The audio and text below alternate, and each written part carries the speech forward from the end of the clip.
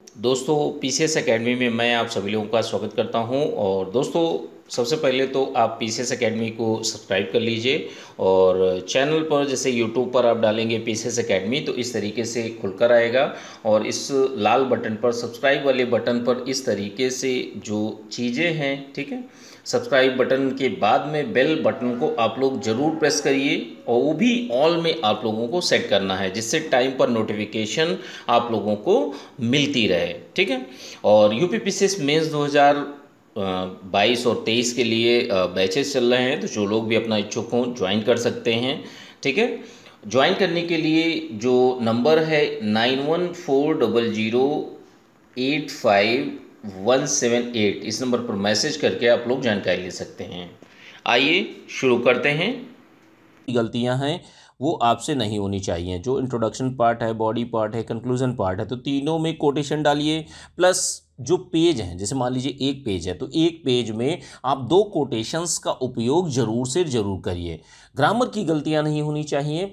दूसरी चीज़ क्या है कि जैसे कुछ फ्लो चार्ट होते हैं, कुछ डायग्राम जो होते हैं, उनको भी आप ऐड करने का प्रयास करिए। 700 शब्दों में है लगभग, आप 7 पेजेस मान लीजिए, तो 7 पेजेस में आप लोगों को इस निबंध को लिखना है। सारी सावधानियों को ध्यान में रखते हुए, जो अच्छी चीज़ें होती हैं, जो अच्छे डेटा होता है, अच्छी बातें जो होती हैं, जो बहुत ही बेस्ट चीज़ हो उसको आप अंडरलाइन करने का प्रयास करिए। देखिए, बीओ मेंस हो, चाहे पीसीएस मेंस हो, चाहे आरओ मेंस हो, हर एक चीज़ में, हर एक मेंस में आप लोगों को 12 लोगों को, ध्यान रखिए, अगर 13 गुना है तो 13वें व्यक्ति आप हैं, एक सीट पर 13 व्यक्ति हैं। तो अब 12 लोगों से बेहतर लिखना है, तो वो बेहतर लिखना होगा कैसे? वो केवल केवल एक चीज़ से आएगा। अगर आप सिलेक्शन लेना चाहते हैं तो केवल आप प्रैक्टिस करिए, लिखिए। जितना ज़्यादा लिखेंगे उतना ही आपका निबंध और लेखन क्षमता जो है उसका विकास होगा। तो इन चीज़ों को ध्यान में रख के आप लोग लिखना स्टार्ट करिए। एग्ज़ाम बिल्कुल सर पे है आप लोगों का, जैसे बीओ मेंस है और आरओ एरो मेंस का है, ठीक है। इसकी पीडीएफ दोस्तों आप लोगों को, जो यूपीपीसीएस मेंस 2020 का ग्रुप चल रहा है, पेड ग्रुप चल रहा है, बीयू मेंस का पेड ग्रुप चल रहा है और आरओ मेंस का चल रहा है, तो जिसमें भी आप लोगों को ज्वाइन करना हो ज्वाइन कर सकते हैं। उसी में आपको पीडीएफ भी मिल जाएगी, ठीक है। नंबर ये है 9140085178 पर मैसेज कर सकते हैं। चलिए आज के निबंध के बारे में बात करते हैं। विज्ञान और समाज के बीच में किस तरीके से चीज़ें चलती हैं। तो सबसे पहली बात करेंगे, देखिए, विज्ञान और समाज के संबंध के बारे में बात करेंगे। तो देखिए, विज्ञान जो है, जो साइंस है, साइंस को हम किसी दायरे में नहीं बांट सकते कि भाई जो गणित विज्ञान है या फिजिक्स है, केमिस्ट्री है, केवल वही विज्ञान है। ऐसा नहीं है। आप अगर देखेंगे, चीज़ों को तर्कशील बनाना, मनुष्य को तर्कशील बनाना और हर तरीके से एक वैज्ञानिक चीज़ों को अप्लाई करना भी तो एक साइंस है ना, कहीं ना कहीं। तो हम साइंस को किसी एक फ्रेम या ढांचे में नहीं डाल सकते कि हाँ भाई इतनी ही चीज है। आप अगर आमने सामने अगल बगल आप विजुलाइज करके देखिए, चीजों को देखिए, आप एक बार स्टार्ट करिए देखना कि जीवन के प्रत्येक पहलू में जो मैं बोल रहा हूं टेक्नोलॉजी के माध्यम से ही बोल रहा हूं। आप सोच कर देखिए, जिस मोबाइल से मैं रिकॉर्ड कर रहा हूं, जो मेरे पास एक नई विज्ञान की ही देन है, जो बेहतर बना रही है, वीडियो में बना पा रहा हूं, अब आप सुन रहे हैं, यूट्यूब ऐप, भाई क्या है? विज्ञान की देन है। किसके लिए? लोगों के लिए, समाज के लिए। तो यहां पर क्या है, विज्ञान समाज और लोगों दोनों से संबंधित है। यहां पर लोगों की बेहतरी के लिए कार्य कर रहा है विज्ञान, साइंस, हर तरीके से। विज्ञान जो है समाज को उन्नत बनाता है, प्रगतिशील बनाता है दिन प्रतिदिन। भाई आज की डेट में विंडोज़ 98 आया, फिर उसके बाद 2000, फिर उसके बाद आगे सीरीज चलती चली गई। तो हम लोग देखते हैं कि जैसे कोई भी चीज़, किसी भी चीज़ का आविष्कार होता है तो लोगों के लिए होता है। अब विंडोज़ के ही मामले में देख लीजिए, भाई 2007 आया, 11 आया, 9 आया, तो 10 आया। अब इस तरीके से चीज़ें बढ़ रही हैं और दिन प्रतिदिन प्रगति हो रही है लोगों की बेहतरी के लिए, समाज की बेहतरी के लिए, अच्छी तरीके से कार्यों का निष्पादन हो जाए। तो ये विज्ञान का समाज और लोग दोनों से संबंधित है। समाज जो है, समाज जो बनता है उसमें लोग हैं, और समाज को बेहतर बनाने के लिए विज्ञान कार्य आता है, इसका उपयोग किया जाता है। हर एक पक्ष में आप किसी भी चीज को देख लीजिए, किसी भी चीज को आप जीवन के प्रत्येक पहलू में आप जो देखते हैं, जो भी चीज़ें आप टीवी पर पिक्चर देखते हैं, क्या है? विज्ञान की देन है, समाज के लिए है। तो समाज कहीं ना कहीं आश्रित है विज्ञान पे, और विज्ञान भी आश्रित है समाज पर। अब सोच कर देखिए कि विज्ञान बहुत प्रगति करता कब? जब समाज में लोग होंगे, और जब समाज ना हो, लोग ना हो, तो आविष्कार कौन करेगा? नई नई चीज़ों को, नई नई टेक्नोलॉजी को किस तरीके से इजाद किया जाएगा? तो ये चीज़ें पॉसिबल नहीं है, बिना एक दूसरे पर आश्रित हैं, वो चाहे विज्ञान हो या समाज हो। देखिए, जो आविष्कार की एक प्रक्रिया है प्राचीन काल से चलती चली आ रही है, कि लोग ही नई नई चीज़ों को, जैसे अग्नि का आविष्कार हो गया, पहिए का आविष्कार हो गया, ये सारी चीज़ें आविष्कार प्राचीन मानव के द्वारा किए गए हैं। उपकरण, जैसे शिकार के उपकरण हो गए, आप लोगों ने देखे होंगे हड़प्पा काल में। तो ये सारी की सारी चीज़ें आप सोच कर देखिए, कोई भी बड़ा वैज्ञानिक है, मान लीजिए आइंस्टीन ही है, अगर आइंस्टीन जिज्ञासु ना होता, और भाई पढ़ा लिखा होना एक अलग बात है, और एक विज्ञान या आविष्कार करना एक अलग बात है।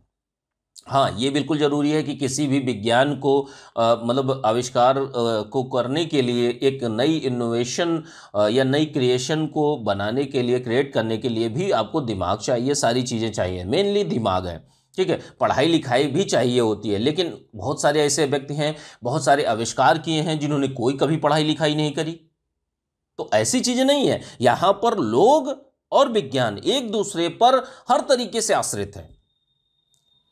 विज्ञान जो है समाज को, और समाज विज्ञान को संवारता है हर तरीके से। आप देखेंगे कि विज्ञान किसको संवारता है? समाज को। और समाज के लोग ही नई नई चीज़ों को इजाद करते हैं, नई नई खोजों को करते हैं, नए नए आविष्कार करते हैं, नई नई मशीनों को बनाते हैं।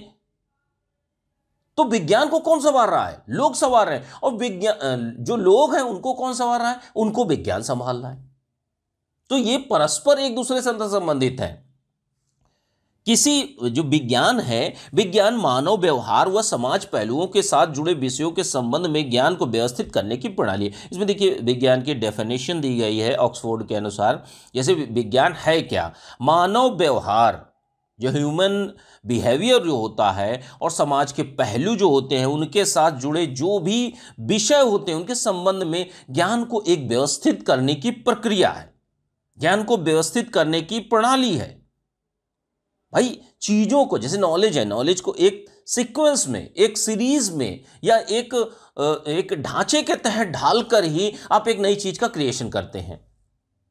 ठीक है, तो कोई भी चीज़ होती है, वो चाहे रसायन के क्षेत्र में हो, फिजिक्स के क्षेत्र में हो, केमिस्ट्री के क्षेत्र में हो, या तकनीकी के क्षेत्र में हो, या जैव प्रौद्योगिकी के क्षेत्र में हो, हर तरीके से आप चीज़ें इन्हीं देखेंगे। तो विज्ञान का उदय समाज में ही हुआ है। आप सोच कर देखिए, जो वैज्ञानिक प्रगति हुई है प्राचीन काल से लेके आज तक, तो क्या प्रगति, देखिए जो भी प्रगतियां हुई हैं आज तक, तो किसने करी हैं? समाज में रहकर लोगों ने करी हैं। तो विज्ञान का उदय तो समाज में ही हुआ है। कोई भी चीज़ हो, आप एक इंडस्ट्री को देख लीजिए, ब्रिटेन में औद्योगिक क्रांति आती है, बड़ी बड़ी मशीनें लगाई जाती हैं, उत्पादन क्षमता को बढ़ाया जाता है। तो ये किसकी देन थी? समाज को, देश के लोगों को आगे बढ़ाया किसने बढ़ाया? ये आपके विज्ञान ने बढ़ाया। अगर ये साइंस और टेक्नोलॉजी ना होती, विज्ञान ना होता, तो आप किस तरीके से चीज़ों को करते? वहीं के वहीं पड़े होते। जैसे मान लीजिए कोई बीटी बैंगन की है, या कॉटन की नई बीटी कॉटन की, जो कपास की नई किस्म विकसित की गई, तो ये किसका कमाल है? विज्ञान का कमाल है। चाहे जब आप देखिए ज्योतिष नक्षत्र हो गया, हर एक चीज जो है विज्ञान से जुड़ी हुई है, और विज्ञान जो है वो समाज से जुड़ा हुआ है। भौतिक पर्यावरण, जो हमारा इन्वायरमेंट है, वो भी आपका एक प्रकार की साइंस है। देखते भी हैं, जो हमारा समाज है, कहा भी जाता है कि सामाजिक विज्ञान। तो इसमें क्या है? समाज का एक व्यवस्थित अध्ययन किया जाता है, समाज का व्यवस्थित तरीके से अध्ययन। ठीक है, तो ये अलग अलग बातें विज्ञान और समाज दोनों के लिहाज से ये चीजें आती हैं। ठीक है, तो ये उद्योग, पर्यावरण, इन सब में भी विज्ञान का जो उदय हुआ है वो समाज में ही हुआ है। देखिए, जिज्ञासा और जरूरत से ही विज्ञान की विकास यात्रा शुरू होती है। अब विज्ञान, आप सोच के देखिए कि विज्ञान की उत्पत्ति कहां से हुई होगी? अगर जिज्ञासा ना होती कि भाई दो पत्थरों को एक साथ ठोकर मारने से या टक्कर मारने से आग उत्पन्न होती है, चिंगारी निकलती है, तो मानव ये करता ही नहीं। अगर ऐसा कुछ ना होता तो उसको जिज्ञासा आई भाई इससे और क्या हो सकता है। एक पत्थर था, पाषाण काल के पत्थर थे, उनको नुकीला बना के उसको औजार बनाए गए, हथियार बनाए गए। भाई ये जिज्ञासा ही तो है कहीं ना कहीं कि ये करके देखे तो ये क्या पॉसिबल होगा या नहीं होगा। और वर्तमान में हर एक क्षेत्र में ये जिज्ञासा है और यही विज्ञान को आगे बढ़ा रही है। लेकिन शुरुआत जो हुई, शुरुआत वहीं से हुई, जिज्ञासा और जरूरत से, कि मनुष्य को जरूरत थी, एक जिज्ञासा थी, इसीलिए वैज्ञानिक प्रगतियां दिन प्रतिदिन और साल दर साल चलती चली हैं। ठीक है, तो देखिए प्राचीन मानव के द्वारा भी आविष्कार किए गए थे, प्राचीन काल से ये चीजें चली आ रही हैं। समाज में लोग जो हैं नए नए आविष्कारों को करते हैं। कोई भी जिज्ञासु व्यक्ति, जैसे आइंस्टीन है सॉरी कोई भी हो, जैसे जिसने भाई किसी जो बल्ब का आविष्कार हो गया, भाप, जेम्स वाट ने भाप इंजन का आविष्कार किया, तो ये कहीं ना कहीं मनुष्य ही तो कर रहे थे, समाज में ही तो ये चीज़ें घटित हो रही थी। तो आइंस्टीन जो था जिज्ञासु था और समाज हित में उसने कई आविष्कार भी किए। तो दोनों की दोनों चीज़ें, वो संबंध जो है विज्ञान और समाज के बीच में बना हुआ है। मानव समाज का कोई भी घटक विज्ञान से अछूता नहीं है। कोई भी, आपको लगता होगा इकोनॉमी अर्थव्यवस्था क्या छूटी है, ये तो विज्ञान नहीं है, आप यही कहेंगे। लेकिन नहीं, इकोनॉमी में ही कृषि क्षेत्र आता है और उद्योग क्षेत्र आता है। हर एक चीज जो भी उत्पादन की प्रक्रिया से जुड़ी हुई है, उनमें मशीनों का, तकनीकियों का, इन सारी चीजों का उपयोग हो रहा है। तो आप ये कैसे कह सकते हैं कि अर्थव्यवस्था में साइंस नहीं है? तो अर्थव्यवस्था में भी जो साइंस है यानी विज्ञान है वो है। ठीक है, इसका संबंध है। विज्ञान का संबंध राजनीति से भी है। अब सोच के देखिए, अब लोग कहेंगे भाई विज्ञान का संबंध राजनीति से कैसे है, तो इसको भी सुनिए आप लोग कि जैसे विज्ञान का संबंध राजनीति से कैसे है। कि जैसे एक दार्शनिक थे, विद्वान थे, प्लेटो। तो प्लेटो ने कहा था बहुत साल पहले कि हाँ भाई, सर्वाधिक बुद्धिमान व्यक्ति को सत्ता मिलनी चाहिए, सर्वाधिक बुद्धिमान व्यक्ति को सत्ता मिलनी चाहिए। तो उसने बताया सर्वाधिक तर्कशील व्यक्ति को, सर्वाधिक जिज्ञासु व्यक्ति को, जो एक वैज्ञानिक तरीके से चीजों को ले जाए। ठीक है, तो ये कहीं ना कहीं ये चीजें राजनीति से भी जुड़ी हुई हैं हर तरीके से। ठीक है, तो ये दोनों का संबंध ये बहुत ज्यादा इंपॉर्टेंट है। आगे देखते हैं, समाज में विज्ञान के महत्व देख लीजिए कि भाई विज्ञान ने समाज में क्या दिया है, समाज को क्या दिया है। ठीक है, तो समाज में विज्ञान के महत्व को देखते हैं तो भाई विज्ञान ने क्या किए हैं, दिन प्रतिदिन नित्य नए दिन नए नए श्रेष्ठ आविष्कारक दिए हैं, श्रेष्ठ वैज्ञानिक दिए हैं। दिन प्रतिदिन अनुसंधान चल रहे हैं, बड़ी बड़ी रिसर्चेस चल रही हैं। तो ये क्या है, किसकी देन है? विज्ञान की देन है। नए नए साइंटिस्ट बन रहे हैं। आप देखेंगे कि 1947 में भारत की साक्षरता दर 15% थी।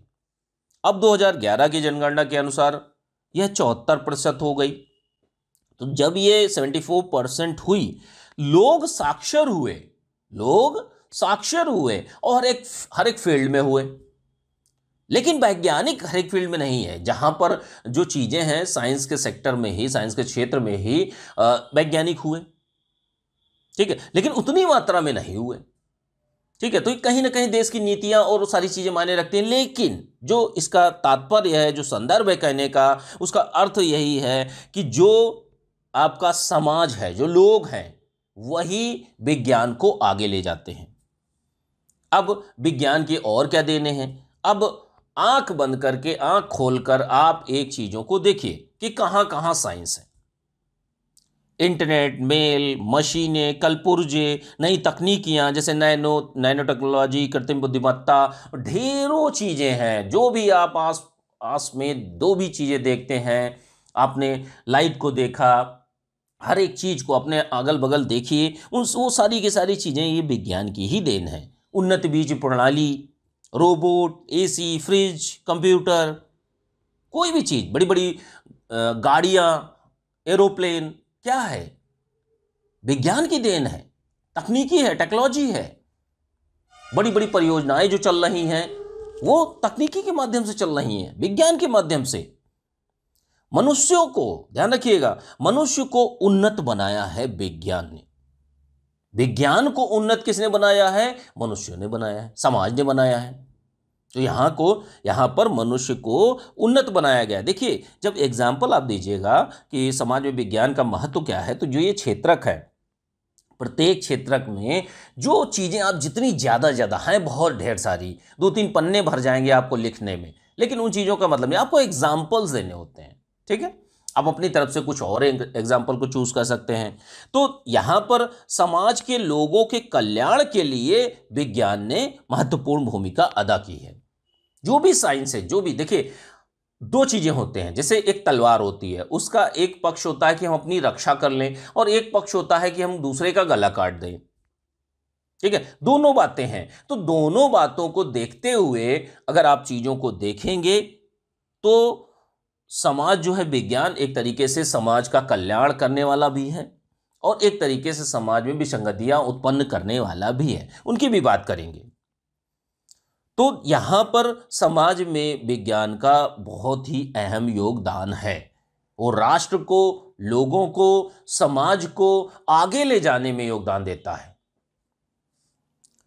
अब देखिए, समाज में विज्ञान के दुष्प्रभावों को देख लीजिए। दुष्प्रभावों को भी आप लोग बहुत अच्छी तरीके से बिल्कुल विजुअल कर सकते हैं, उनको विजुअलाइज कर सकते हैं, आपको विजुअल को देख सकते हैं कि साइंस की दुष्परिणाम कौन कौन से हैं। आप लोगों ने देखा होगा ई कचरा या ई अपशिष्ट, इलेक्ट्रॉनिक कचरा जो होता है, कंप्यूटर और अंतरिक्ष का कचरा, अन्य कचरे जो होते हैं इलेक्ट्रॉनिक फॉर्म के, इलेक्ट्रॉनिक्स के।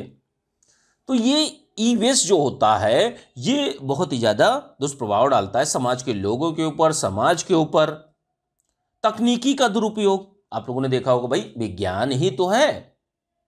अब यहां पर तकनीकी का दुरुपयोग, जैसे हैकिंग होती है, साइबर क्राइम्स होते हैं, बहुत सारी चीजें होती हैं। संस्थानों को हैकिंग करके आर्थिक हानि भी पहुंचाई जाती है।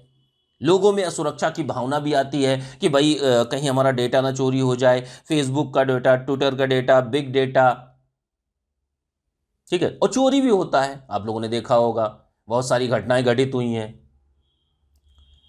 और क्या है, विज्ञान ने एक विनाशक हथियारों का भी भय दिया है कि भाई विनाशक हथियार बनेंगे तो लोगों में असुरक्षा की भावना आएगी, जिसके पास नहीं है। जैसे मान लीजिए 4 दोस्त हैं, चारों दोस्तों के पास पिस्टल है।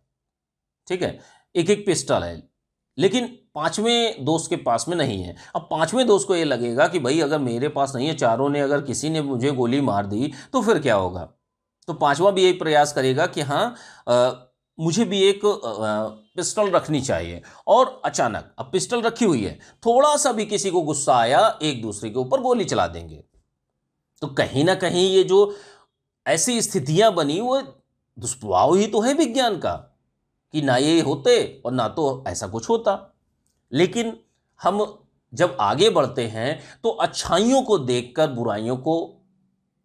बुराइयों को सही करते हुए आगे बढ़ते हैं।